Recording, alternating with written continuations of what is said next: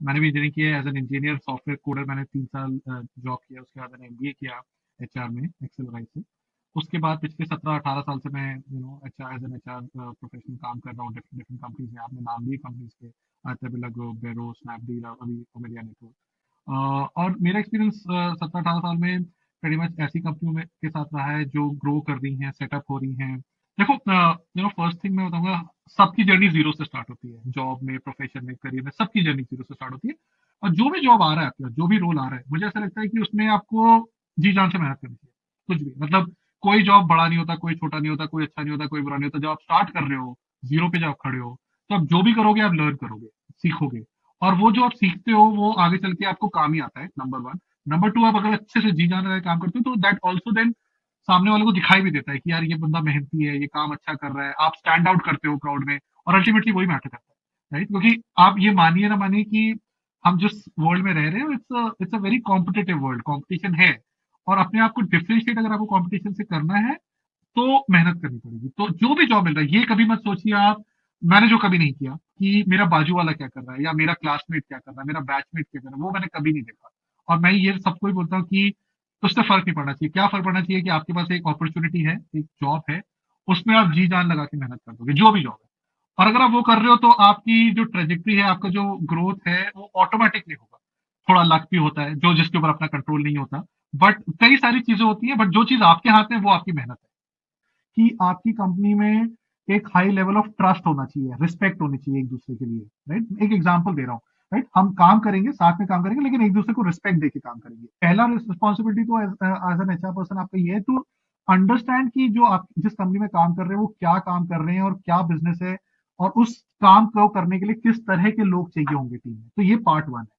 तो जैसे आप फीट ऑन स्ट्रीट कर रहे हो, तो पहले तो आप समझिए कि काम क्या है। वो एज एन एचआर पर्सन आप सामने बैठे हुए और आप कैंडिडेट्स को देख रहे हो, और आपको पता है कि इस बंदे का काम ये होगा कि इस बंदे को जाके मार्केट में सेल करना है। तो आप then you have to identify कि वो सेल कैसे करेगा या अच्छा कैसे कर पाएगा। कैंडिडेट में आप देखोगे कि उसका कम्युनिकेशन स्किल कैसे है, क्या वो अच्छे से अपने आप को कम्युनिकेट, अपनी बातों को कम्युनिकेट कर पा रहा है या नहीं कर पा रहा है। क्योंकि अगर वो नहीं कर पाएगा तो वो कैसे प्रोडक्ट के बारे में बताएगा कस्टमर्स को, राइट? तो वो नंबर वन हो गया। नंबर टू इज कि हाउ कॉन्फिडेंट दैट पर्सन, कि आप अपने अंदर कॉन्फिडेंस एज अ कैंडिडेट आपको समझ में आना चाहिए कि उस रोल की रिक्वायरमेंट क्या है, राइट? अकॉर्डिंगली अपने आप को सक्षम बनाइए उसमें। बोलूंगा कि डरना नहीं चाहिए बिल्कुल भी, फर्स्ट ऑफ ऑल। और आई नो, और ये बहुत नेचुरल है, हम भी बहुत डरते थे, जब अभी भी डरते हैं। अगर इंटरव्यू होता है तो ऑब्वियसली थोड़ा तो डर होना चाहिए, राइट? लेकिन आप एक बात मान के चलो कि अगर आपको कोई इंटरव्यू के लिए बुला रहा है तो जरूरत उनकी भी है। समझ रहे हो आप इस बात को, राइट? जरूरत उनकी भी, तभी तो इंटरव्यू के लिए बुला रहे हैं आपको, राइट? वो जो फर्स्ट इंप्रेशन होता है ना, बहुत इंपॉर्टेंट होता है। तो फर्स्ट इंप्रेशन बनाने के कई तरीके हैं। जब आप अंदर जा रहे हो या इंटरव्यू देने के लिए जा रहे हो, तो दो तीन चीजें आपको, बिफोर इवन फर्स्ट क्वेश्चन आपको पूछा जाए, आपको दो तीन चीजें आपको दिमाग में रखनी चाहिए। एक, मैंने कहा आपका अपेयरेंस सही होना चाहिए। जो भी आप पहन के जा रहे हो, डिसेंट पहन के जाओ। आपकी अपेयरेंस बहुत इंपॉर्टेंट है, राइट? मेरे सामने अगर कोई फटी जीन्स पहन के आएगा तो मेरा नेगेटिव हो जाएगा, बिल्कुल हो जाएगा। सेकेंड, देखिए, नर्वस हर कोई होता है। हर कैंडिडेट जो सीरियस है ना उस रोल के लिए, वो नर्वस होएगा। स्किल ये है कि आप कैसे उस नर्वसनेस को कम से कम दिखाओ, right?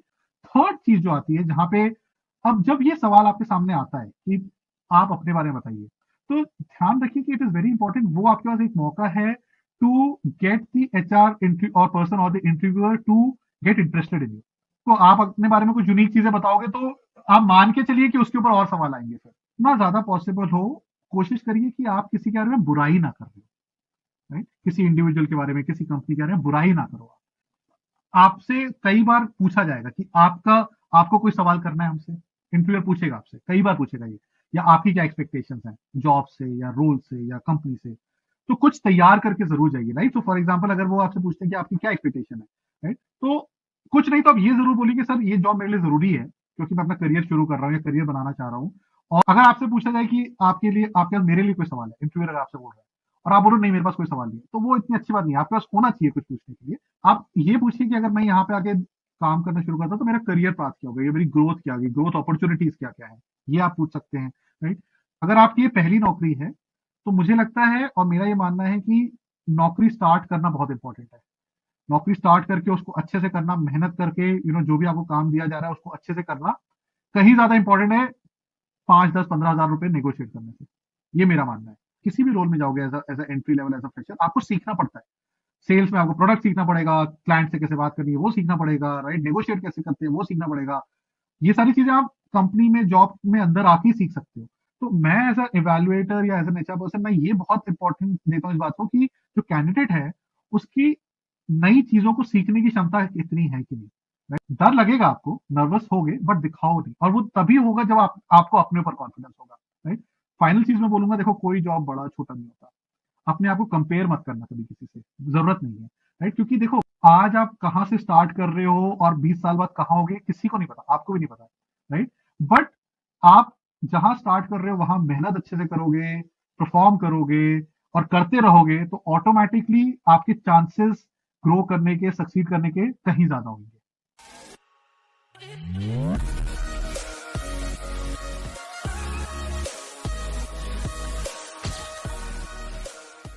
Hello and welcome viewers to our new podcast.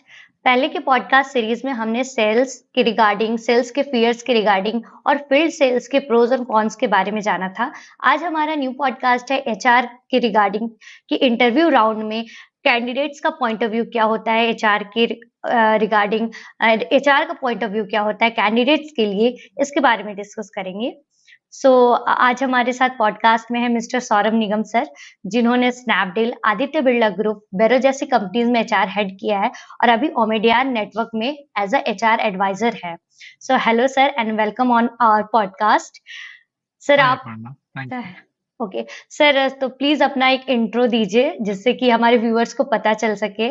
और सर अपने एक्सपीरियंसेस, आपकी जर्नी एज अ एचआर कैसी रही है, उसके बारे में सर कुछ बताइए। जी ज़रूर। Aparna, first of all thank you मेरे को यहाँ इनवाइट करने के लिए और आपसे बात करने का मौका देने के लिए। तो जैसा कि आपने कहा, मैं सौरभ हूँ, I am an HR practitioner. तो वैसे मैं ग्रेजुएशन से इंजीनियर हूँ, मैंने इंजीनियरिंग की है, जैसा कि हमारी हमारी जनरेशन में pretty much हर कोई करता था। मैंने भी इंजीनियरिंग की है as an engineer software coder. मैंने 3 साल जॉब किया, उसके बाद मैंने एमबीए किया एचआर में एक्सेलराइज़ से। उसके बाद पिछले 17-18 साल से मैं HR as an HR professional काम कर रहा हूँ डिफरेंट डिफरेंट कंपनीज में। आपने नाम लिए कंपनीज के, आदित्य बिरला ग्रुप, बेरो, स्नैपडील और अभी ओमेडिया नेटवर्क। और मेरा एक्सपीरियंस 17-18 साल में pretty much ऐसी कंपनियों में के साथ रहा है जो ग्रो कर रही हैं, सेटअप हो रही हैं। डिफरेंट एस्पेक्ट्स एचआर के मैंने काम किए हुए हैं, हायरिंग से लेके परफॉर्मेंस मैनेजमेंट, कॉम्पनसेशन, इन सब चीज़ों के ऊपर मैंने काम किया। टोटल अबाउट 20-21 साल का मेरा एक्सपीरियंस है। मैं करंटली बैंगलोर में हूँ। मैंने अपने प्रोफेशन में अलग अलग जगह काम किया है, पुणे, बॉम्बे, चेन्नई, दिल्ली और अभी बैंगलोर। तो ये हूँ। Thank you so much sir. Sir आपकी जर्नी के बारे में बताइए कि एज एचआर, मतलब लाइक सर आपने स्टार्ट किया होगा तो आप भी एक फ्रेशर रहे होंगे, जैसे जी हमारे जी जी बहुत सारे लोग कंपनीज में भी आते हैं। तो सर एज अ फ्रेशर और आज आप जहाँ पर हैं उसके बीच में जी क्या एक्सपीरियंस आपने सर गेन किया, क्या जर्नी जी रही है, उसके बारे में सर बताइए थोड़ा। जी जी। देखो, फर्स्ट थिंग मैं बताऊंगा, सबकी जर्नी जीरो से स्टार्ट होती है। जॉब में, प्रोफेशन में, करियर में, सबकी जर्नी जीरो से स्टार्ट होती है। आपके फंक्शन अलग हो सकते हैं, आप सेल्स में चालू करो या आप फाइनेंस में करो, मार्केटिंग में करो, एचआर में करो, शुरू आप जीरो से ही कर रहे हो। राइट, स्टार्ट लाइन सबकी जीरो से होती है। मेरा मानना हमेशा ये रहा है कि तो मैंने भी वैसे ही किया था। 2000 मैं 2002-2003 से नौकरी कर रहा हूँ, एचआर में 2007 से कर रहा हूँ। राइट, तो मैंने 2007 में जब नौकरी शुरू की थी तो मेरा मुझे याद है, मेरा पहला असाइनमेंट या पहला जॉब जो आदित्य बिरला ग्रुप में था वो आदित्य बिरला रिटेल जो उनकी कंपनी है उसमें था। ये जो मोर स्टोर्स जो देखते हैं आप, मोर रिटेल स्टोर। और मैंने जब ज्वाइन किया था तब एक भी स्टोर नहीं खुला था इंडिया में, वो स्टार्ट ही हो रहा था वो बिजनेस। राइट, तो आप इमेजिन कर सकते हो वो एक तरह का स्टार्टअप ही था एक बड़ी ऑर्गेनाइजेशन के अंदर। और मैं एक जिस टीम का हिस्सा था वो रिक्रूटमेंट एंड ट्रेनिंग करती थी स्टोर स्टाफ के लिए। जो आप स्टोर में जाते हो तो उसमें जो बच्चे दिखते हैं जो आपको हेल्प करते हैं शॉपिंग में, या कैशियर्स जो दिखते हैं, उनको रिक्रूट करना और उनको ट्रेन करके उनको स्टोर में डिप्लॉय करना, ये मेरा काम, मतलब मेरा और मेरी टीम का काम था। ये करता था मैं। मेरा पहला जॉब 2007 में ये था। आप ये मान के चलो कि उस टाइम रिटेल बिजनेस जो था इंडिया में बहुत नया था, ऐसा बहुत सारी कंपनीज नहीं थी। तो ये कैसे करना है, कहाँ ढूंढना है इन लोगों को, और स्टोर्स हमारे ऑल ओवर द कंट्री खुल रहे हैं, किस तरह की ट्रेनिंग दे रही है, सब नया था, सबके लिए ही नया था, मेरे लिए नहीं, सबके लिए ही नया था। और मुझे ऐसा लगता है जब आप स्टार्ट करते हो, और मैंने, मेरी चॉइस नहीं थी ये कि मुझे ये करना है, मेरे को ये दिया गया था, ये कंपनी, ये असाइनमेंट, ये रोल मुझे दिया गया था, मैंने नहीं बोला था कि मुझे रिटेल करना है। तो जब भी आप स्टार्ट कर रहे हो तो ये चॉइस आपके पास नहीं होती, आपके पास चॉइस होती है कि आपको आप इंटरव्यू दो, अच्छे से इंटरव्यू दो और आपके पास एक जॉब आता है, राइट? और जो भी जॉब आ रहा है आपके पास, जो भी रोल आ रहा है, मुझे ऐसा लगता है कि उसमें आपको जी जान से मेहनत करनी चाहिए। कुछ भी मतलब, कोई जॉब बड़ा नहीं होता, कोई छोटा नहीं होता, कोई अच्छा नहीं होता, कोई बुरा नहीं होता। जब आप स्टार्ट कर रहे हो, जीरो पे जब आप खड़े हो, तो आप जो भी करोगे आप लर्न करोगे, सीखोगे। और वो जो आप सीखते हो वो आगे चल के आपको काम ही आता है, नंबर वन। नंबर टू, आप अगर अच्छे से जी जान लगा के काम करते हो तो दैट ऑल्सो देन सामने वाले को दिखाई भी देता है कि यार ये बंदा मेहनती है, ये काम अच्छा कर रहा है, आप स्टैंड आउट करते हो क्राउड में। और अल्टीमेटली वही मैटर करता है, राइट? क्योंकि आप ये मानिए ना मानिए कि हम जिस वर्ल्ड में रह रहे हैं, it's a very competitive world, competition है। और अपने आप को डिफरेंशिएट अगर आपको कंपटीशन से करना है तो मेहनत करनी पड़ेगी। तो जो भी जॉब मिल रहा है, ये कभी मत सोचिए आप, मैंने जो कभी नहीं किया कि मेरा बाजू वाला क्या कर रहा है या मेरा क्लासमेट क्या कर रहा है, मेरा बैचमेट क्या कर रहा है, वो मैंने कभी नहीं देखा। और मैं ये सबको ही बोलता हूँ कि उससे फर्क नहीं पड़ना चाहिए। क्या फर्क पड़ना चाहिए कि आपके पास एक अपॉर्चुनिटी है, एक जॉब है, उसमें आप जी जान लगा के मेहनत कर दोगे, जो भी जॉब है। और अगर आप वो कर रहे हो तो आपकी जो ट्रेजेक्ट्री है, आपका जो ग्रोथ है, वो ऑटोमेटिकली होगा। स्लो फास्ट हो सकता है कंपेयर टू अदर्स, उससे मैटर नहीं करना चाहिए। क्या मैटर करना चाहिए कि आप जो भी आप कर रहे हो उसमें 150% लगा रहे हो। तो ये मेरी जर्नी है, मैं आपको different parts of my journey के बारे में बता सकता हूँ, बट एक ये चीज कॉमन रही है जो मैंने आज से 17-18 साल पहले सीखा था, वो रिक्रूटमेंट करते समय, हायरिंग करते समय स्टोर स्टाफ के लिए, वो आज भी मेरे साथ है। उसके बारे में मैं आज भी आपको बता सकता हूँ, तब जो सीखा था वो अभी तक चला आ रहा है। तो वो इसीलिए क्योंकि मेहनत बहुत थी, वो मेहनत करने से भी खतरा बिल्कुल सर, और यही रीज़न है कि सर आज आप यहाँ पर हैं। तो है। एक रीजन मैं कहूंगा, बाकी बहुत सारे और रीजन होते हैं अपन, राइट? जैसे आप जिन लोगों के साथ काम कर रहे हो, उनका सपोर्ट, आपके बॉसेस का, आपका मैनेजर्स का, उनसे आपने क्या सीखा, कैसे सीखा, राइट? थोड़ा लक भी होता है जो जिसके ऊपर अपना कंट्रोल नहीं होता। बट कई सारी चीजें होती हैं, बट जो चीज आपके हाथ में है, वो आपकी मेहनत बिल्कुल सर। सर तो आपके अकॉर्डिंग किसी भी कंपनी को बिल्ड करने में एक एचआर का है। कितना इम्पोर्टेंट रोल होता है? आप एचआर वाले से पूछोगे तो मैं तो बोलूंगा बहुत इंपॉर्टेंट रोल होता है, लेकिन ऑब्वियसली होता है, राइट? क्योंकि देखिए, कंपनी जो है, आपकी कंपनी का एक बहुत अच्छा प्रोडक्ट हो सकता है, आपकी कंपनी का एक बहुत अच्छा सर्विस हो सकती है, आपकी कंपनी का बहुत अच्छी स्ट्रैटेजी हो सकती है, थिंकिंग हो सकती है, सब कुछ हो सकता है, राइट? आपकी कंपनी के पैसे भी हो सकते हैं। बट अल्टीमेटली जो उस कंपनी में जो डिलीवर करना है मार्केट में, राइट, अपने उनके कस्टमर्स को, उनके क्लाइंट्स को, वो डिलीवर तो लोगों ने ही करना है, राइट?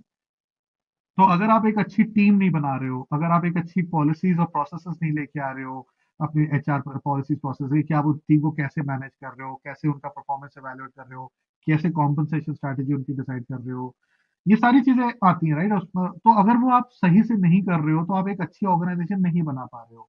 ऐसी ऑर्गेनाइजेशन जहां लोग आके काम करना चाहते हैं, जहां आके उनको लगता है कि हाँ, यहाँ पे आके हमें काम करना है, क्योंकि यहाँ पे हमारा ख्याल रखा जाता है, या यहाँ पे अच्छा काम होता है, या यहाँ पे फेयरनेस है। और ये सारी चीजें जो है ये एचआर के अंदर ही आती हैं, राइट? और तो एक ऑर्गेनाइजेशन को स्ट्रांग बनाने के लिए एचआर एज अ फंक्शन बहुत जरूरी है, बहुत इंपॉर्टेंट है, राइट? अब उसमें आप कितना वैल्यू ऐड करते हो एज एन एचआर प्रोफेशनल, वो तो आपकी काबिलियत पे डिपेंड करता है, राइट? बट हाँ, ये बात तो बहुत क्लियर है कि आपके पास अगर एक स्ट्रांग एचआर फंक्शन नहीं है और टीम नहीं है, तो आपकी कंपनी, आप अपनी कंपनी को स्ट्रांग नहीं बना रहे, ऑर्गेनाइजेशन को स्ट्रांग नहीं बना रहे।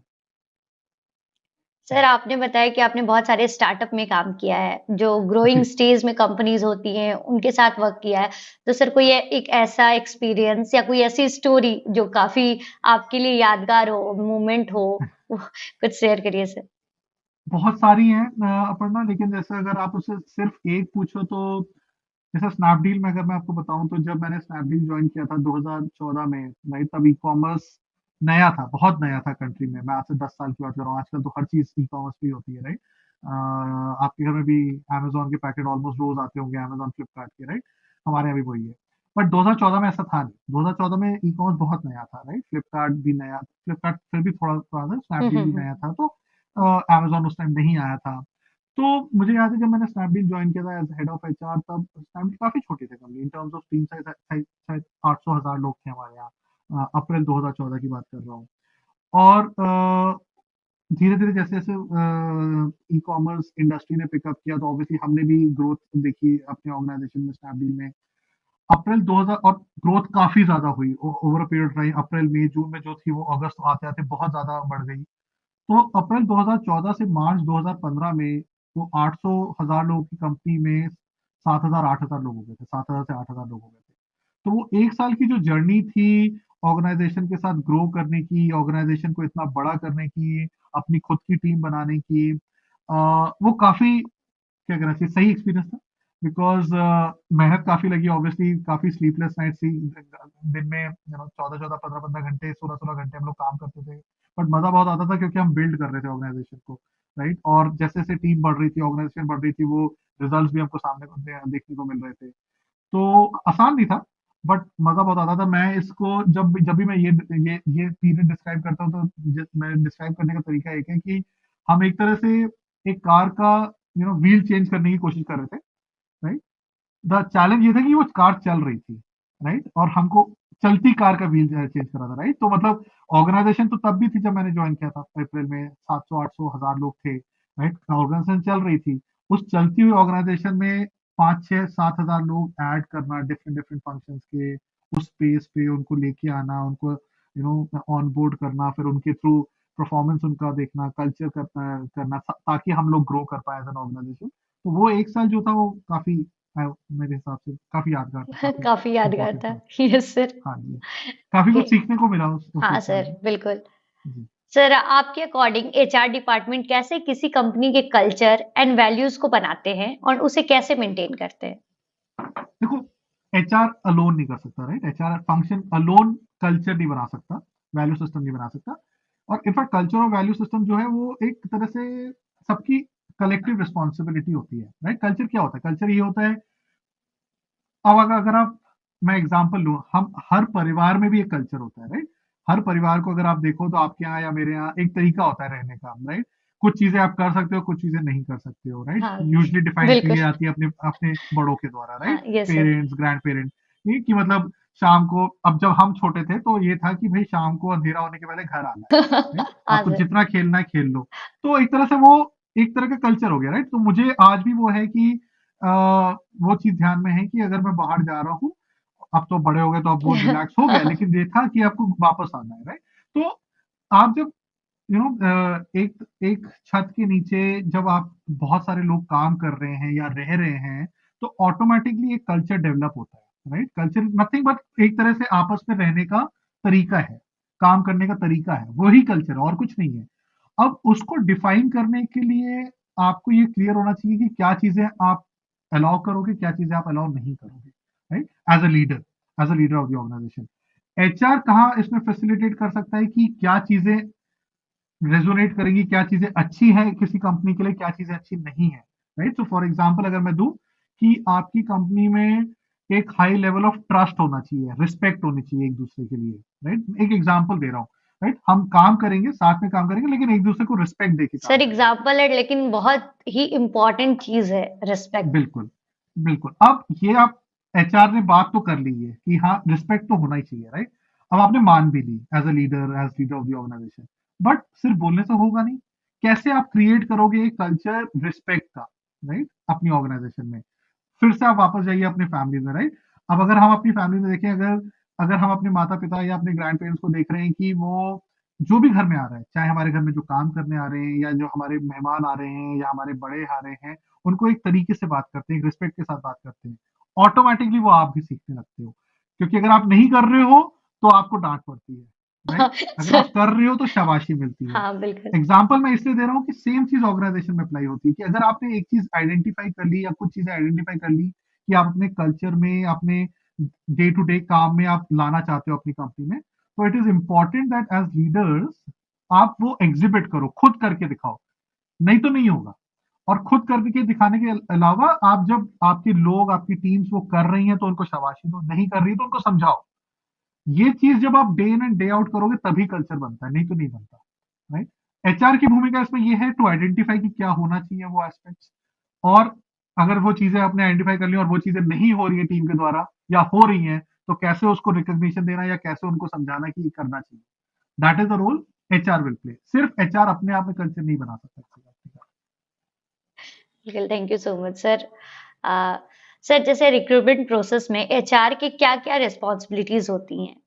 किसी हाँ भी हाँ। ऑर्गेनाइजेशन में इस प्रोसेस को कैसे डिफाइन किया जाता है? लाइक अलग-अलग रिस्पॉन्सिबिलिटीज़ है हर किसी के लिए। सर एचआर के पॉइंट ऑफ व्यू से क्या है? देखिए, एचआर की रिस्पॉन्सिबिलिटी सबसे पहले तो ये आती है कि आप बिजनेस टीम्स के साथ जाके समझें कि उनकी क्या रिक्वायरमेंट है, किस किस क्या काम कर रहे हैं वो लोग, उस काम के लिए किस तरह के लोग चाहिए, उन किस तरह के लोग, जब मैं बोल रहा हूँ तो किस तरह का उनका एक्सपीरियंस होना चाहिए, किस तरह की उनकी पढ़ाई होनी चाहिए, क्या क्या क्या स्किल सेट्स होना चाहिए, तो ये आइडेंटिफाई करना बहुत जरूरी है, राइट? तभी आप जाके हायरिंग कर सकते हो ना मार्केट में। तो पहला रिस्पॉन्सिबिलिटी तो एज एन एचआर पर्सन आपका ये है टू अंडरस्टैंड कि जो आप जिस कंपनी में काम कर रहे हैं वो क्या काम कर रहे हैं और क्या बिजनेस है, और उस काम को करने के लिए किस तरह के लोग चाहिए होंगे टीम में। तो ये पार्ट वन है।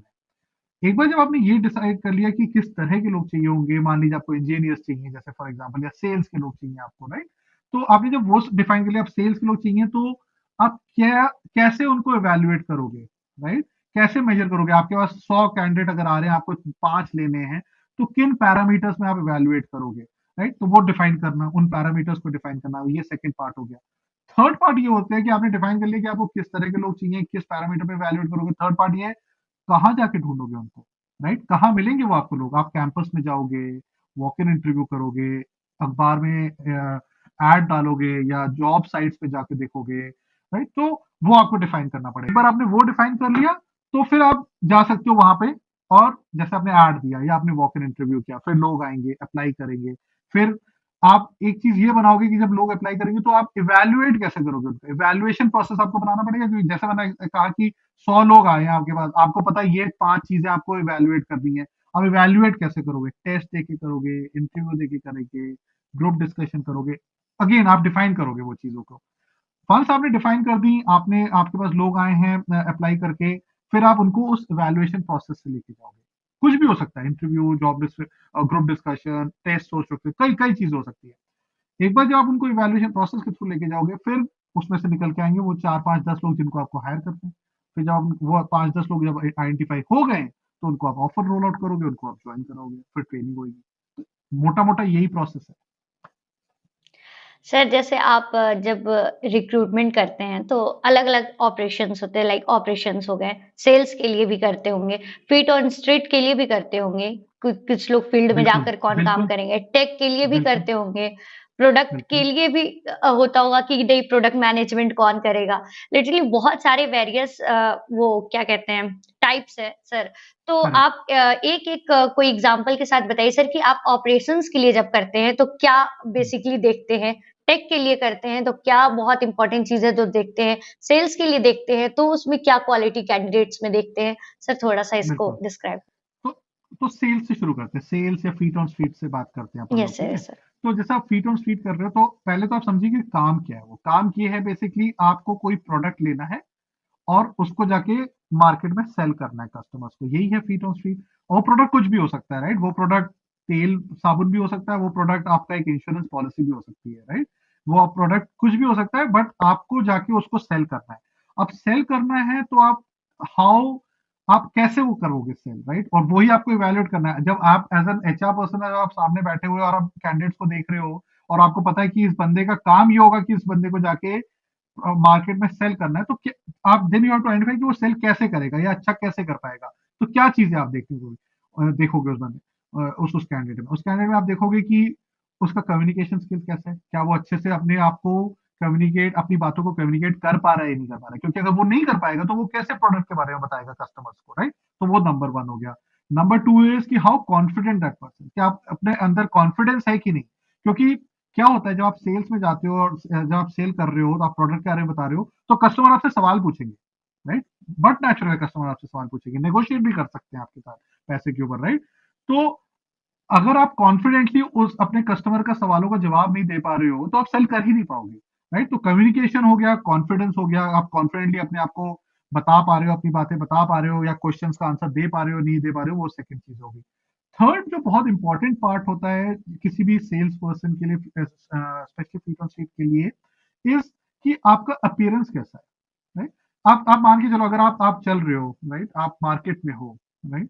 या किसी मॉल में हो, कोई अगर आपके पास आके क्रेडिट कार्ड बेच रहा है, या आपको कोई किताब बेचने की कोशिश कर रहा है, राइट? और उस बंदे का अपीयरेंस सही नहीं है, राइट?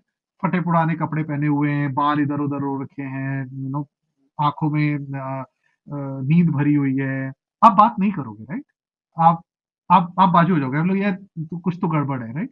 तो अपीयरेंस, ग्रूमिंग एंड अपीयरेंस बहुत इंपॉर्टेंट होता है, राइट? तो मैं ये नहीं कह रहा कि आपको फैशन स्टेटमेंट करना है या ये कुछ नहीं, बट हाउ यू अपीयर, आपका अपीयरेंस, आपके कपड़े, ये बहुत मैटर करता है, क्योंकि कस्टमर आपसे बात करना ही नहीं शुरू करेगा अगर आपके अपीयरेंस सही नहीं है, राइट? तो ये तीसरी चीज हो गई, तो कम्युनिकेशन हो गया, कॉन्फिडेंस हो गया, आपकी ग्रूमिंग एंड अपीयरेंस हो गया, ये तीन चीजें। चौथी फाइनल चीज इज आपकी ability to learn new things, क्योंकि क्या होगा, देखो जब आप सेल कर रहे हो तो आपको प्रोडक्ट के बारे में सब कुछ पता होना चाहिए, तभी तो सेल कर पाओगे आप। हाँ, आप अगर बिल्कुल किसी सर। क्रेडिट कार्ड को बेच रहे हो या किसी आप तेल साबुन को बेच रहे हो, अगर आपको उसके फीचर्स ही नहीं पता है, राइट, तो आप मेरे को क्या बताओगे एज अ कस्टमर कि मैं कैसे बेच रहा हूँ, राइट? जस्ट बिकॉज आप देखने में अच्छे हो या आपने कपड़े अच्छे पहने या आप इंग्लिश अच्छी बोल रहे हो या हिंदी अच्छी बोल रहे हो, तो मैं नहीं खरीदूंगा ना, प्रोडक्ट अनलेस आप मुझे नॉलेज। कन्विंस। हाँ, प्रोडक्ट नॉलेज बहुत इंपॉर्टेंट है, बहुत उसके ज़्यादा। लिए आपकी योर आपकी ability to learn new things बहुत इंपॉर्टेंट है, बिकॉज ये पॉसिबल है कि आपने कंपनी ज्वाइन की, आप आज एक एक्स प्रोडक्ट बेच रहे हो, कल आप वाई बेचोगे, परसों जेड बेचोगे, राइट? तो हर बार आपको नई चीजें सीखनी है नए प्रोडक्ट के बारे में, और कितनी जल्दी सीखोगे वो आप ये विल डिपेंड डिफाइन करता कि कितना है। अच्छा सक्सेस आप एज अ सेल्स पर्सन होगे। बिल्कुल। तो ये चार चीजें हैं मेरे हिसाब से, ये चार चीजें फॉर अ सेल्स पर्सन। अब इसको बढ़ाते हैं, एक और एग्जांपल ले लेते हैं टेक्नोलॉजी या इंजीनियरिंग का लेते हैं, राइट? अब इंजीनियरिंग में अगर आप हायर कर रहे हो या आप देख रहे हो, तो आप इंजीनियरिंग जो बंदा है या कैंडिडेट, आप उसमें क्या देख रहे हो, सबसे पहले आप ये समझो कि वो करेगा क्या, किस किस रोल के लिए आप हायर कर रहे हो। तो आप इंजीनियरिंग में अगर कोई कैंडिडेट हायर कर रहे हो, तो किस लिए हायर कर रहे हो? आएगा, वो कोड करेगा, प्रोग्रामिंग करेगा, राइट, फीचर्स बनाएगा या प्लेटफॉर्म बनाएगा, राइट? तो बट ऑब्वियस फर्स्ट थिंग जो आप किसी इंजीनियरिंग कैंडिडेट में देखोगे कि उस कैंडिडेट को वो जो टेक्नोलॉजी है या कोडिंग लैंग्वेज है वो आती है कि नहीं आती है, क्योंकि अगर वो ही नहीं आती होगी तो वो कोड कैसे करेगा, प्रोग्राम कैसे लिखेगा, राइट? तो वो नंबर वन हो गया। सेकेंड चीज हो गई उसकी अंडरस्टैंडिंग, और उस अंडरस्टैंडिंग को वो क्या आप जो प्रोग्राम बनाने की कोशिश कर रहे हो, प्लेटफॉर्म बनाने चल रहे हो, उसमें वो रेप्लीकेट कर पाएगा नहीं। तो बेसिकली आप उससे ये सवाल जानना चाहोगे कि जो आप जो बनाना चाह रहे हो उसको कितना समझ में आता है, और उसको अपनी जो लैंग्वेज या अपनी जो स्किल सेट है उसको वहां पे डिप्लॉय करना आ पाएगा कि नहीं आ पाएगा। तो वो बेसिकली आप केस स्टडी देते हो या प्रॉब्लम स्टेटमेंट देते हो, कोडिंग प्रॉब्लम देते हो, ये इवेल्युएट करने के लिए। तीसरी चीज वेरी सिमिलर इज की कम्युनिकेट, क्योंकि अगर आपने प्रोग्रामिंग कर दी, कोड बना दिया, लेकिन अगर आप वो अपने इंजीनियरिंग मैनेजर को आप नहीं समझा पा रहे हो कि ये कोड बनाया है, कैसे बनाया है, इसको क्या करेगा ये कोड, और कैसे ये काम कर रहा है, तो वो कोई फायदा ही नहीं है फिर तो उसका। तो communication becomes equally important, right? चौथा आई वुड से कि बिकॉज क्या होता है, जब आप कोडिंग या इंजीनियरिंग का काम कर रहे हो तो आपको बहुत सारे लोगों के साथ काम करना होता है। सेल्स में तो आप इंडिविजुअल हो, आप जैसे सेल्स के साथ, मैं इसीलिए सेल्स के साथ ये एग्जांपल ले रहा हूँ, सेल्स में तो आपका प्रोडक्ट है, आप लेके गए, आप मार्केट में, आप इंडिविजुअल खड़े हुए हो। इंजीनियरिंग में क्या होता है, आपको बहुत सारे लोगों के साथ काम करना होता है, बिकॉज आप सिर्फ एक कोड नहीं लिख रहे हो, बहुत सारे कोड लिखे जा रहे हैं, वो सारे कोड मिलके एक प्लेटफॉर्म बनते हैं। तो आपकी your ability to work with each other, collaboration जो है बहुत इंपॉर्टेंट हो जाता है इंजीनियरिंग रोल में, राइट? तो ये चार चीजें मैं कहूंगा इंजीनियरिंग के लिए। अब समझने वाली बात यह है पढ़ना कि आप किसी भी रोल में जाओ, एज अ कैंडिडेट आपको समझ में आना चाहिए कि उस रोल की रिक्वायरमेंट क्या है, राइट? अकॉर्डिंगली अपने आप को सक्षम बनाइए उसमें। प्रायोरिटीज कि कौन से स्किल को प्रायोरिटी पे रखना है। एग्जैक्टली, क्योंकि ये मान के चलिए जिस भी रोल के लिए आप अप्लाई करोगे, उस रोल में आपको जो काम करना होगा उसी पे आपको एवेल्युएट किया जाएगा। बिल्कुल सर। ठीक है, ओके। और बताइए। Thank you so much sir, काफ़ी हेल्पफुल होगा। सर ये तो हो गई कि एचआर का पॉइंट ऑफ व्यू क्या होता है, एचआर की रिस्पॉन्सिबिलिटीज़, रोल्स क्या होते हैं। सर हम इस पॉडकास्ट के थ्रू जो हमारे तैयार प्लेसमेंट प्रोग्राम पे बच्चे एनरोल होते हैं, वो छोटे-छोटे सिटीज़ के होते हैं, फ्रेशर्स होते हैं, तो उनके हाँ, मन में इंटरव्यू का जो एक डर है, वो बहुत बड़ा होता है। सर लाइक उनको अगर कह दिया जाए कि आपका अगला राउंड एचआर राउंड है, तो वो उनका आधा कॉन्फिडेंस वहीं खत्म। अरे एचआर है, क्या बात करेंगे, डर लगता है। सर तो एक छोटी सी चीज है कॉन्फिडेंस, जो कि वो हाँ जी, खत्म हो जाती है ये सुनते ही। जी, एक हाइप है हम्म, कि एचआर राउंड है, इसमें जाना है, कैसे करेंगे पता नहीं। तो सर आपके सामने तो कैंडिडेट्स आते होंगे, तो 3 सेकंड आई थिंक एनफ होता है जानने के लिए कि ये बच्चा हमारे लिए है या नहीं है, उनके बॉडी जी, लैंग्वेज वगैरह से। तो सर कुछ जनरल क्वेश्चंस बताइए पहले तो, जो बिल्कुल। एचआर के थ्रू पूछे जाते हैं बहुत स्टार्टिंग में, क्योंकि हमारे बहुत सारे बच्चे ऐसे ही हैं तैयार प्लेसमेंट प्रोग्राम पर जो फ्रेशर्स हैं, उनको बिल्कुल भी जी, पता नहीं है। तो सर उसके बारे में थोड़ा बताइए आप। जी। ओके, पहली बात तो जो आपने बोला ना डर जाते हैं, मैं ये बोलूंगा कि डरना नहीं चाहिए बिल्कुल भी, फर्स्ट बिल्कुल ऑफ ऑल। और आई नो, और ये बहुत नेचुरल है, हम भी बहुत डरते थे, जब अभी भी डरते हैं। अगर इंटरव्यू होता है तो ऑब्वियसली थोड़ा तो डर होना चाहिए, राइट। लेकिन आप एक बात मान के चलो कि अगर आपको कोई इंटरव्यू के लिए बुला रहा है तो जरूरत उनकी भी है। हाँ, समझ रहे हो आप इस बिल्कुल, बात को, बिल्कुल सर। राइट। जरूरत उनकी भी, तभी तो इंटरव्यू के लिए बुला रहे हैं आपको, राइट। और कोई भी इंटरव्यू करने के लिए आपको रिजेक्ट करने के लिए नहीं बुला रहा है, आप समझो इस बात को। मैं अगर आज अपर्णा का इंटरव्यू लेता हूँ, राइट, किसी रोल के लिए, तो मेरे को रिक्वायरमेंट है ना अपर्णा या अपर्णा जैसे एक कैंडिडेट की वो रोल करने के लिए, तभी तो मैं इंटरव्यू ले रहा हूँ, बिल्कुल सर। राइट। तो मैं तो ये चाहूंगा कि अपर्णा अच्छा करे इंटरव्यू में, ताकि मैं उस रोल के लिए अपर्णा को ले लूं और मेरा काम खत्म हो जाए। समझ रहे हो आप, करेक्ट। तो मैं तो, मेरी रिक्वायरमेंट है नंबर वन। नंबर टू, जब मेरी रिक्वायरमेंट है और मैं आधा एक घंटा इन्वेस्ट कर रहा हूं आपके साथ बात करने में, मेरा आधा एक घंटा लगा रहा हूं ना आपसे बात करने के लिए, तो बिल्कुल। मेरा जितना डिसअपॉइंटमेंट आपको होगा अगर आपका इंटरव्यू क्लियर नहीं होता, उससे ज्यादा मेरा होगा, क्योंकि मेरे तो आधा एक घंटा वेस्ट हो गया अगर मैं ऐसे कैंडिडेट से मिल गया जो जो जो इंटरव्यू नहीं क्लियर हुआ, राइट। तो ये सब मैं आपको इसलिए बता रहा हूँ कि आप ये सोच के बिल्कुल मत जाया करो इंटरव्यू में कि सिर्फ आप ही के लिए वो इंपॉर्टेंट है। इंटरव्यू इंटरव्यू इंटरव्यूअर के लिए भी बहुत इंपॉर्टेंट होता है, राइट। क्योंकि आप समझो, मेरे को वो रोल हायर करना है और मैं एक घंटा लगा रहा हूं आपके साथ, राइट। तो ये चीज अगर आप समझ के जाओगे कि जितना इंपॉर्टेंट आपके लिए वो इंटरव्यू है, उतना ही इंपॉर्टेंट वो इंटरव्यूअर के लिए है, तो डर थोड़ा कम हो जाएगा। 100% नहीं जाएगा, कम हो जाएगा, नंबर वन। नंबर टू, जब आप जाते हो ना, तो एज आपने कहा कि मुश्किल से 1-2 मिनट लगता है समझने के लिए कि ये कैंडिडेट कर पाएगा कि नहीं कर पाएगा, राइट, ये काम। और वो जो फर्स्ट इंप्रेशन होता है ना, बहुत इंपॉर्टेंट होता है। और फर्स्ट इंप्रेशन बनाने के कई तरीके हैं। जब आप अंदर जा रहे हो या इंटरव्यू देने के लिए जा रहे हो, तो दो तीन चीजें आपको, बिफोर इवन फर्स्ट क्वेश्चन आपको पूछा जाए, आपको दो तीन चीजें आपको दिमाग में रखनी चाहिए। एक, मैंने कहा आपका अपियरेंस सही होना चाहिए, राइट। तो आपने क्या कपड़े पहने हैं, आपने बाल ठीक से बनाए नहीं बनाए, आपने चेहरा ठीक लग रहा है। मैं फैशन स्टेटमेंट की बिल्कुल नहीं बात कर रहा हूँ, बट एक अपीयरेंस एक ठीक होनी चाहिए। Appearance general. बहुत इंपॉर्टेंट है वो, बहुत ही ज्यादा इंपॉर्टेंट है, राइट। मैं ये बिल्कुल नहीं कहता कि आपको कोट पहन के ही जाना है, आप शर्ट पैंट पहन के चले जाओ, या अगर जैसे लेडीज में इट इज परफेक्टली फाइन अगर आप सलवार कुर्ता भी पहन रहे हो या साड़ी पहन रहे हो, डजेंट डिसेंट हो, मैटर। बट जो नॉर्मल भी हो। आप पहन के जा रहे हो, हाँ, डिसेंट पहन के जाओ। आपकी बिल्कुल। अपेयरेंस बहुत इंपॉर्टेंट है, राइट। मेरे सामने अगर कोई फटी जीन्स पहन के आएगा तो मेरा नेगेटिव हो जाएगा, हाँ, बिल्कुल बिल्कुल हो सर, जाएगा। बिल्कुल। ठीक है, तो नंबर वन इज अपियरेंस। मैं अभी आपके फर्स्ट इंप्रेशन पे जा रहा हूँ, फर्स्ट इंप्रेशन बहुत इंपॉर्टेंट होता है। सेकंड, देखिए, नर्वस हर कोई होता है, हर कैंडिडेट जो सीरियस है ना उस रोल के लिए, वो नर्वस होएगा। और सर ये बहुत नेचुरल है, नर्वस होना। मैं भी होता हूँ, मैं भी बिल्कुल। होता हूँ, right? हर कोई होता है, कोई कितना भी सीनियर क्यों ना हो जाए। आप जब किसी से इंटरव्यू करने के लिए जा रहे हो, तो बट नेचुरल है कि नर्वसनेस होगी। स्किल ये है कि आप कैसे उस नर्वसनेस को कम से कम दिखाओ, राइट। कई तरीके हो सकते हैं, राइट। तो वो कॉन्फिडेंटली वॉक करना, अगर वो शेक हैंड कर रहे हैं आपके साथ, तो आप कॉन्फिडेंटली शेक हैंड करिए, चेहरे पे एक स्माइल रखिए, right. These are the things जो आपको करनी चाहिए ताकि आप एक एज अ कॉन्फिडेंट पर्सन दिखाई दो, बहुत जरूरी है वो। क्योंकि नर्वसनेस अगर होगी तो आप किसी भी रोल में देख लो कि आपको ना, नर्व, अब जैसे सेल्स का ही रोल देख लीजिए, मैं बोल रहा हूँ कॉन्फिडेंस बहुत जरूरी है बंदे में, राइट, सेल करने के लिए। और अगर वो कॉन्फिडेंस मुझे नजर नहीं आ रहा है इंटरव्यू में, फर्स्ट इंप्रेशन में, तो मेरा तो इंप्रेशन खराब ही हो गया ना। मतलब मैं तो ये देखूंगा यार ये बंदा हाँ, कॉन्फिडेंट बिल्कुल। तो है नहीं, कैसे करेगा। हाँ सर। तो आपको अपने तरीके निकालने पड़ेंगे टू मेक श्योर कि आप अपनी नर्वसनेस दिखा नहीं रहे हो।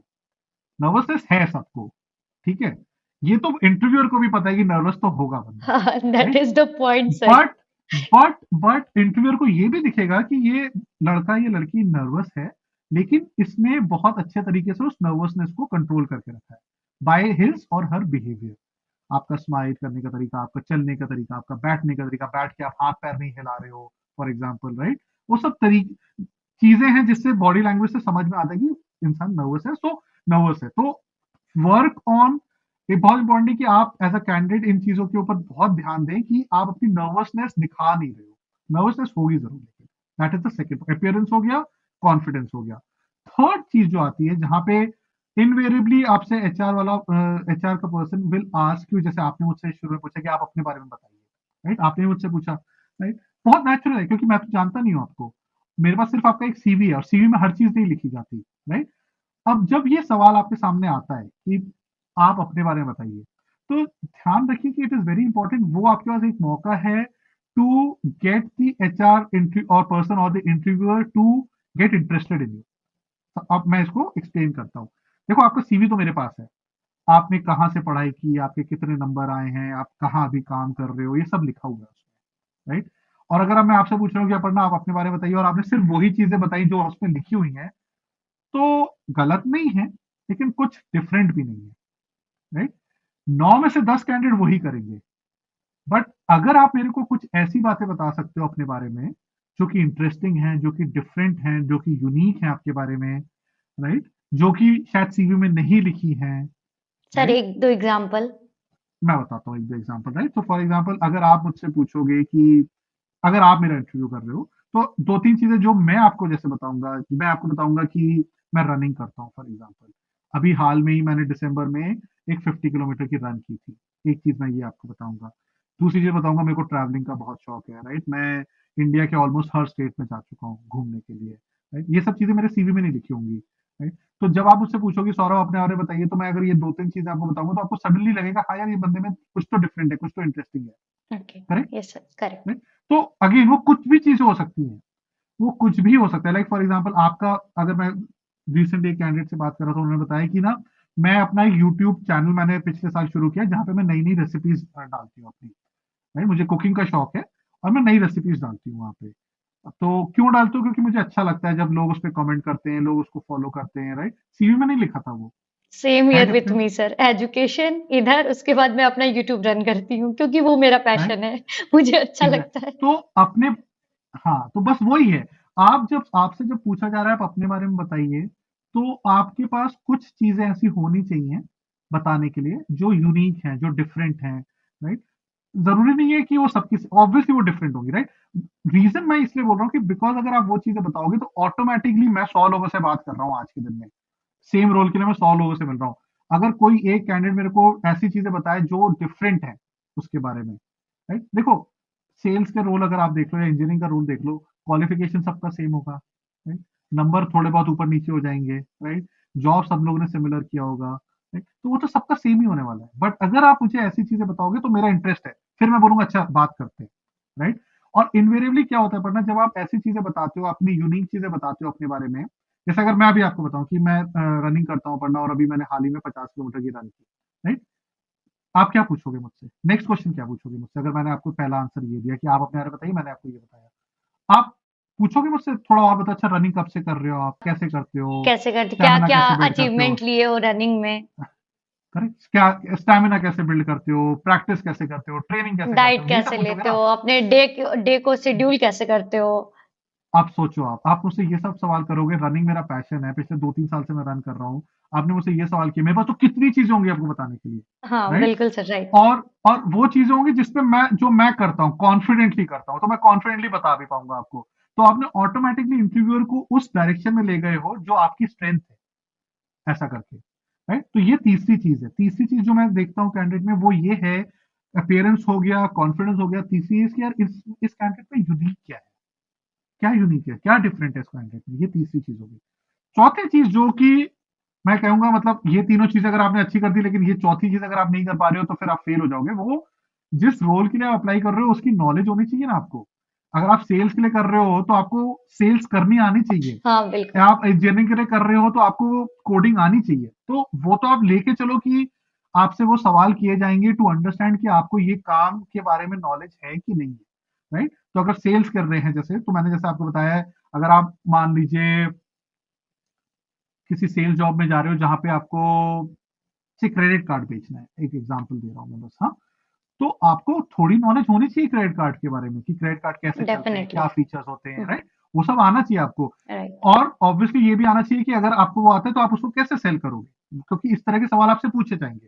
सिमिलरली अगर आप कोडिंग या इंजीनियरिंग का जॉब जा रहे हो, तो आपको आना चाहिए इंजीनियरिंग की, जिस लैंग्वेज में कोडिंग हो रही चाहिए, हो रही है, कैसे करोगे। अगर आपको एक प्रॉब्लम स्टेटमेंट दिया जा रहा है कि इस पे कोड करके दिखाओ, तो आपको आना चाहिए, राइट? तो चौथी चीज है कि आपको सब्जेक्ट मैटर नॉलेज होनी चाहिए, आपका जो सब्जेक्ट है या जो रोल है जिसके लिए आप अप्लाई कर रहे हो, उसकी नॉलेज आपको होनी चाहिए और अच्छी होनी चाहिए। ये 4 चीजें अगर आप कर लोगे तो मेरे हिसाब से कोई भी इंटरव्यू आप कर सकते हो। Thank you so much sir, ये बहुत ही ज़्यादा हेल्पफुल होगा बट हमारे। हाँ, ओवरआर्चिंग है, डरने की जरूरत नहीं, जो मैंने बोला, बिकॉज एज ए सेड वो इंटरव्यूअर को भी उतनी ही जरूरत है आपकी जितनी आपको जॉब की जरूरत है। वाइस वर्सा है सर, दोनों को ही। तो नर्वस होना इज़ नेचुरल, लेकिन हैंडल करना आना चाहिए। और एक लास्ट चीज और जो बोलूंगा, देखिए इंटरव्यू जो है ना वो बहुत डिफरेंट है। जो यूनिवर्सिटीज में वाइवा होता है, जो अपन लोग ओरल एग्जाम्स वगैरह होते थे, हुँ, हुँ। उसमें और इसमें बहुत फर्क है। सी, ओरल एग्जाम्स में एक सर्टन सिलेबस है, वाइवा है, उस सिलेबस से सवाल आते हैं, और आपको उस टीचर को या जो वाइवा जो ले रहे हैं उनको आपको इवेल्युएट करके नंबर देने होते हैं।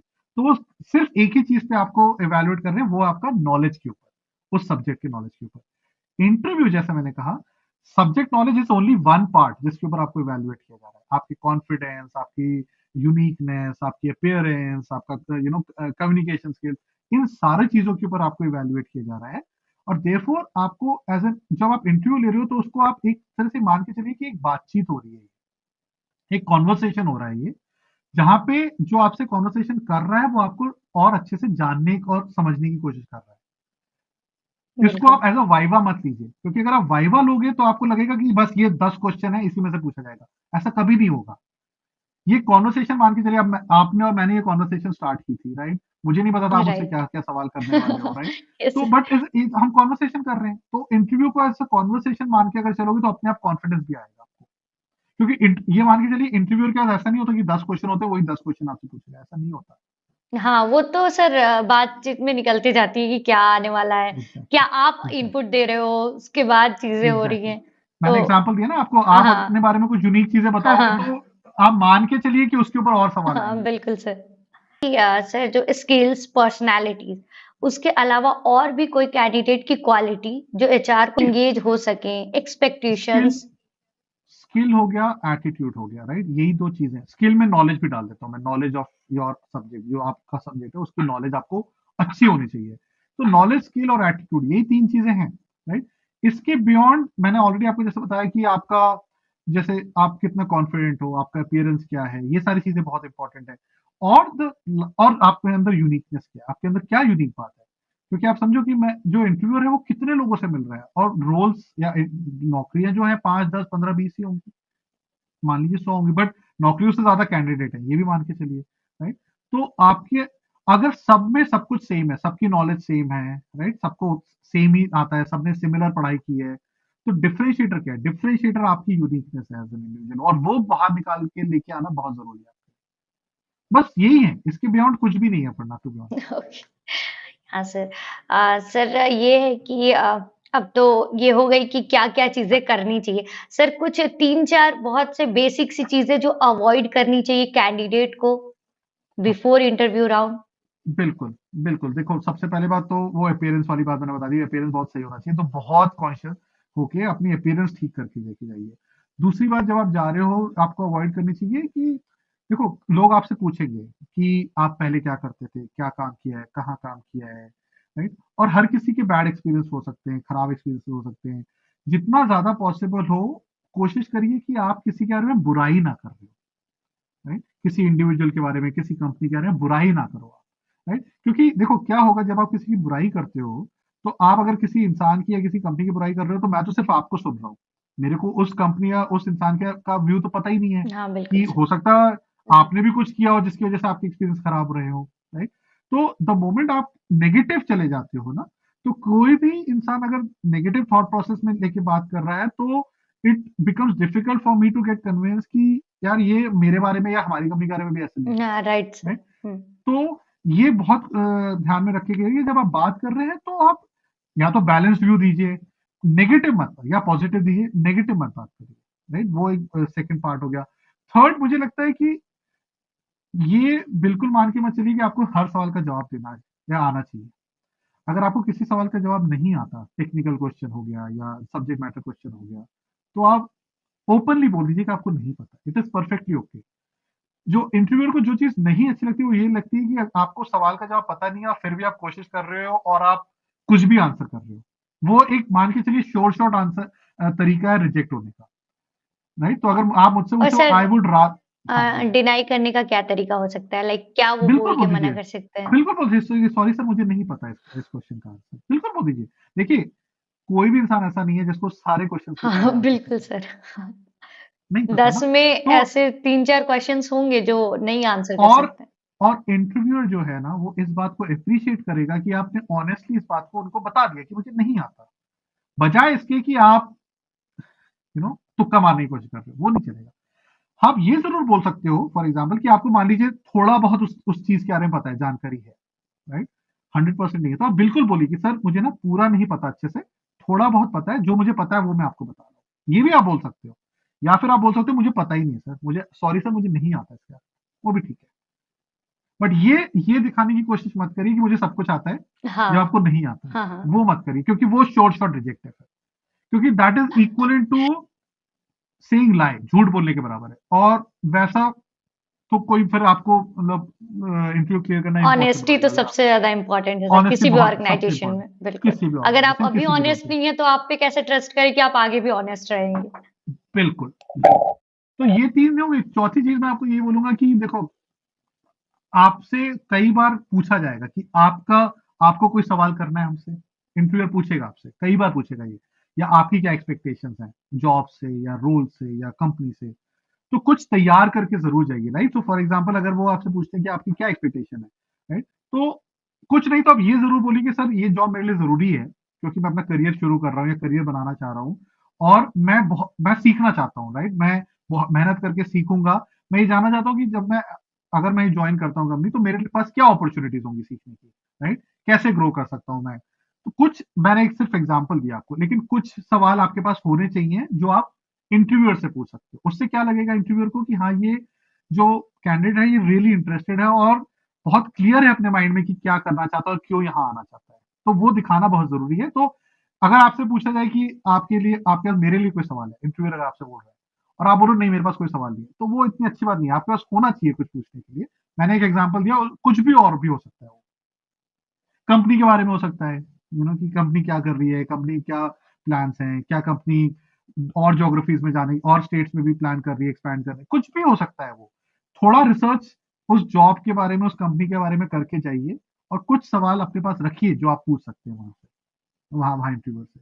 ओके। ये चौथी चीज रहेगी। हाँ सर, तो ये इससे रिलेटेड एक क्वेश्चन मेरे दिमाग में आ रहा है कि सर, जो आप है कि आप पूछिए, तो सर वो इनिशिएट कैसे कर सकते, क्या तरीका होना चाहिए, परफेक्ट तरीका कि हम कैंडिडेट्स एचआर से इनिशिएट करें क्वेश्चन?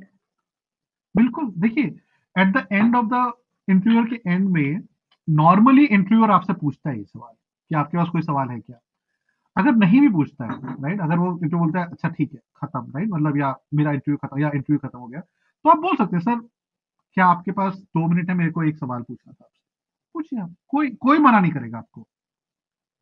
बिल्कुल सर। तो अगर वो खुद से पूछ रहे हैं तो बहुत ही अच्छा, आप खुद ही उनसे पूछ सकते हैं। अगर नहीं भी पूछ रहे हैं तो आप बोलिए सर मेरे को 2 मिनट चाहिए आपसे, मेरे को एक सवाल था जो मेरे दिमाग में, मुझे आपसे पूछना है। तो पूछिए आप। सर ये तो हो गई। बिल्कुल घबराइए मत। मैंने बोला वो कॉन्वर्सेशन है, तो आपको पूरा मौका है पूछने का, वहां पे कोई मना नहीं करेगा आपको। बिल्कुल। सर, ये तो हो गई चीजें इंटरव्यू के रिगार्डिंग। सर, एक बहुत ही बड़ा एक एक्सपेक्ट है सर, सैलरी। तो हाँ जी। हाँ सर, तो अब उसको डिस्कस करते हैं सर कि पहले तो आपके पॉइंट ऑफ व्यू से जानते हैं कि सर आप अगर कैंडिडेट्स को समझाते हैं सैलरी के बारे में, तो वो कैसे जी। समझाते हैं? क्या तरीका होता है? क्या एक्सपेक्टेशन सेट करते हैं उनके स्किल्स के रिगार्डिंग, उनकी चीजों के रिगार्डिंग? तो अपन ना देखो, जब मैं हायरिंग करने जा रहा हूँ, इंटरव्यू करने जा रहा हूँ किसी रोल के लिए, तो मेरे को पता है मैं कितना पैसे दे सकता हूँ या क्या सैलरी है उस रोल के लिए, राइट? तो वो तो बहुत क्लियर होता है, वो इंटरव्यू स्टार्ट करने के पहले ही क्लियर होता है कि इस रेंज में हम सैलरी दे सकते हैं। कई बार तो रेंज भी नहीं होती कि बस इतना ही दे सकते हैं, right? 30,000 a month, 50,000 a month, right? तो वो तो बहुत क्लियर है। हाँ, उसके लिए मैं कैंडिडेट से इंटरव्यू करता हूँ और इवेलुएट करता हूँ। जो कैंडिडेट एक्सपेक्टेशन को मीट करते हैं उनको मैं ऑफर रोल आउट करता हूँ। जब मैं ऑफर रोल आउट करता हूँ तो मैं उनको बताता हूँ क्लियरली कि भाई इस रोल के लिए इस एक्सपीरियंस जो आप लेके आए हैं उसके लिए हमारी कंपनी इतना आपको कॉम्पनसेट करेगी। उस कॉम्पनसेशन में अगर और भी कुछ बेनिफिट्स वगैरह हैं, जैसे इंश्योरेंस हो गया या रहने का हो गया या ट्रांसपोर्टेशन का हो गया, तो वो भी मैं एक्सप्लेन करता हूँ कि, और बहुत इंपॉर्टेंट है कि ट्रांसपेरेंटली आप कैंडिडेट को सब कुछ बताइए कि आप कॉम्पनसेशन बेनिफिट में क्या क्या चीजें दे रहे हैं। तो आप ऐसे एक्सप्लेन करते हो। तो मेरा तो तरीका ये होता है कि आप ट्रांसपेरेंटली सब कुछ आप बता दीजिए कैंडिडेट को। अब इट इज पॉसिबल कि जब मैं बताता हूं तो कैंडिडेट्स का सवाल होते हैं। हाँ, अब वो वही। जब सवाल कर रहे हैं तो आप उनको बहुत क्लियरली बताइए क्या आप कर सकते हैं और क्या पॉसिबल है और क्या नहीं है। जैसे for example field on street sales का जॉब है, मैंने बताया कि हाँ ये कॉम्पनसेशन है, ये इंसेंटिव मिलेगा आपको, राइट, और ये बेनिफिट्स है, इंश्योरेंस वगैरह जो भी है। अब अगर मेरे किसी किसी कैंडिडेट ने पूछा कि सर क्या पेट्रोल अलाउंस देते हैं, राइट, तो आपके पास वो क्लियर एज एन इंटरव्यूअर आपके पास बहुत क्लियर होना चाहिए आंसर, या तो आप देते हैं या नहीं देते हैं, राइट। या अगर आप केस टू केस बेसिस पे देते हैं कि भाई अगर कोई दिन में 50 किलोमीटर से ज्यादा चला रहा है तभी देंगे, तो वो भी आप एक्सपेक्ट, तो ये जो सवाल जो है ये बहुत ही लॉजिकल क्वेश्चन है, और as an interviewer, as HR person आपके पास एक क्लियर कट आंसर होना चाहिए टू मेक श्योर कि कैंडिडेट के दिमाग में कोई डाउट ना रहे कॉम्पनसेशन बेनिफिट्स को और लेके सर आगे जाके अगर वो। हाँ कैंडिडेट्स बोलिए। को भी अगर कुछ पूछना है, कोई डाउट है, तो उसी टाइम क्लियर कर लेना चाहिए, बिल्कुल। बिल्कुल बिल्कुल हाँ, वो बिल्कुल बिल्कुल। ओपन होते हैं, वो डर के वजह से नहीं पूछ पाते हैं, कहते हैं कि क्या सामने वाला सोचेगा। तो सर क्या पॉइंट ऑफ व्यू होता है अगर कोई देखिए दो चीजें, कैंडिडेट पूछता है उसके रिगार्डिंग तो? देखिए आपका सवाल पूछना बिल्कुल गलत नहीं है, कोई इंटरव्यूअर आपसे बुरा नहीं मानेगा अगर आपने सवाल पूछा, इवन कॉम्पनसेशन को लेकर, सैलरी को लेकर, बिल्कुल पूछिए आप मेरे को। मैं तो इस बात को बहुत ज्यादा बढ़ावा देता हूं कि अगर आपके दिमाग में कोई भी सवाल है तो आप उसी टाइम पूछिए, बजाय इसके कि आप ज्वाइन करने का पूछे, राइट। तो आप बिल्कुल पूछ लीजिए और ये दिमाग से बिल्कुल निकाल लीजिए कि इंटरव्यूअर क्या सोचेगा अगर मैंने सवाल कर लिया, ऐसा कुछ भी नहीं है, आप बिल्कुल पूछिए उस क्वेश्चन को। Now it is also possible कि आपको जो बताया जा रहा है आपको वो ठीक लग रहा है, आपके पास कोई और सवाल नहीं है, तो आप बिल्कुल बोलिए, आप थैंक यू भी बोलिए इंटरव्यूअर की, सर ये बिल्कुल ठीक है, I am fine with this, मैं आगे बढ़ना चाहता हूँ। बट क्वेश्चन जो आपका है कि आपको सवाल करना चाहिए नहीं करना चाहिए, बिल्कुल करना चाहिए। अगर कोई भी डाउट है, जैसे मैंने तो एक पेट्रोल अलाउंस का एग्जांपल दिया आपको, आपका अकोमोडेशन का क्वेश्चन है, आपको इंश्योरेंस का क्वेश्चन है, या आपको लग रहा है कि ये जो सैलरी ऑफर कर रहे हैं 30,000 मंथ ये कम है, राइट, तो आप बोल सकते हैं कि सर ये मेरी एक्सपेक्टेशन से कम है, क्या इज देयर एन अपॉर्चुनिटी, क्या ये ज्यादा हो सकता है, राइट, क्योंकि मैंने ऑलरेडी 3 साल नौकरी की हुई है, एग्जाम्पल दे रहा हूँ, क्या ये वो नजर में रखते हुए क्या इसको 30 को 40,000 किया जा सकता है। आप बिल्कुल पूछिए, इसमें कुछ गलत नहीं है।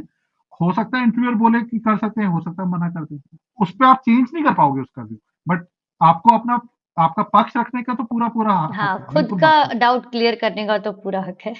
बिल्कुल बिल्कुल। ओके। सर, तो माय नेक्स्ट क्वेश्चन इज कि वर्क एनवायरनमेंट और टीम डायनामिक्स के बारे में कैंडिडेट्स को क्या पता होना चाहिए? किसी कंपनी में, हाँ सर, किसी भी कंपनी में। देखिए यही सारे सवाल हैं जो आपको पूछने चाहिए, बिकॉज आपको किसी कंपनी के बारे में उनकी वेबसाइट देख के या सोशल मीडिया में पढ़ के थोड़ा ही पता कर सकते हाँ, हैं, बिल्कुल सर। ज्यादा नहीं हाँ। पता अंदर क्या हो रहा है आपको नहीं पता हो, राइट। दो तरीके हैं, एक तो आप इंटरव्यूअर से खुद सवाल करिए कि सर यहाँ काम करने का तरीका कैसा है, कल्चर कैसा है, राइट, वर्क टाइमिंग्स क्या है, राइट, ये सारी सवाल आपको पूछने चाहिए। या कई बार तो इंटरव्यूअर खुद ही बताएगा, नहीं बता रहे तो आप पूछिए उनसे, एक नंबर वाले। नंबर टू, अगर आपके जान पहचान में ऐसे लोग हैं जो उस कंपनी में ऑलरेडी काम करते हैं, राइट, आपके सीनियर्स हो गए या आपके मेंटर्स हो गए या आपके बैच के या पढ़ाई करने वाले, उनसे बात करिए, उनसे जानिए आप, राइट। ये बहुत इंपॉर्टेंट है कि आपको ये पता होना चाहिए, एटलीस्ट थोड़ी बहुत समझ होनी चाहिए कि उस कंपनी में काम करने का इन्वायरमेंट कैसा है, और वो आपको पूछ के ही पता चलेगा। थोड़ा बहुत आप रिसर्च कर सकते हो वेबसाइट में जाके या पढ़ के, बट बियॉन्ड दैट नहीं पता चलेगा, तो वो आपको पूछ के ही पता चलेगा। और वो सवाल आपको, जैसे मैंने बोला, कुछ सवाल आपके पास होने चाहिए, कुछ सवाल ये भी हो सकते हैं कि आप कंपनी के बारे में जानिए अपने इंटरव्यूअर से। सर, तो आप कैसे इंट्रोड्यूस करते हैं कल्चरल वैल्यूज को, एनवायरनमेंट को? मैं एज मैं एज एन एचआर पर्सन और as a candidate, as a HR person.